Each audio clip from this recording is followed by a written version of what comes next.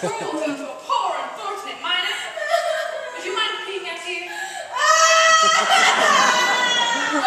Mrs. Levi, if it pleases the court, I have something to say. I was just about to call you. Just go right ahead. Cornelius Hackl, if you dare testify against me, you'll be discharged. You've already done that, Mr. Van de Gelder. I'll do it again, too. You've already done it again, too. But even if you hadn't, I'd still say what I have to say. Now, you see, I don't know much about disturbing the peace or inciting to riot.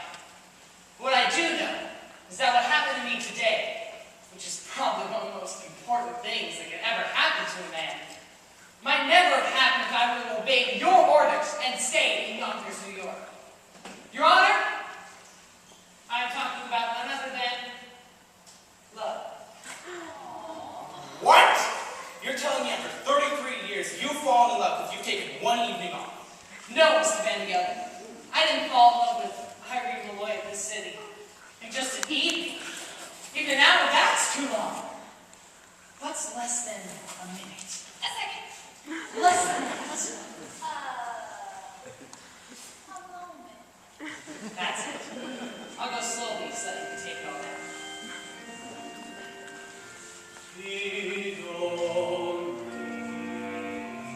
Take some moment for your eyes to meet, and then your heart knows in a moment you will never be alone again. I held her for an instant, but my arms felt sure and strong. It only takes a moment to be loved all life long.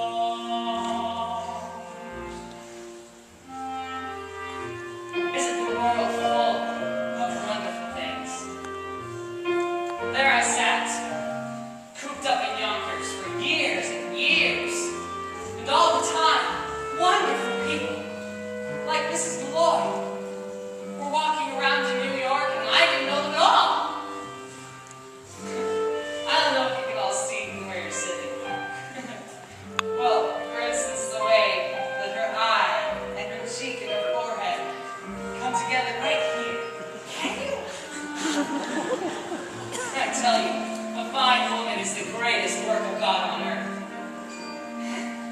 You can talk all you want about Niagara Falls or the pyramids. They aren't in it at all. Now you see, I've seen women before. But today, for the first time, I talked to one equal to equal. And they're so different from men. And they're awfully mysterious, too. I bet you can know a woman 100 years without ever being really sure if she liked you or not. Today I've lost so many things. I've lost my job, my future, everything that people think is important in life. I don't care. Because even if I have to be a ditch digger, I'll be a ditch digger. I once had a wonderful day. I missed a few words back there, Mr. Hackl. Right after it only. Take some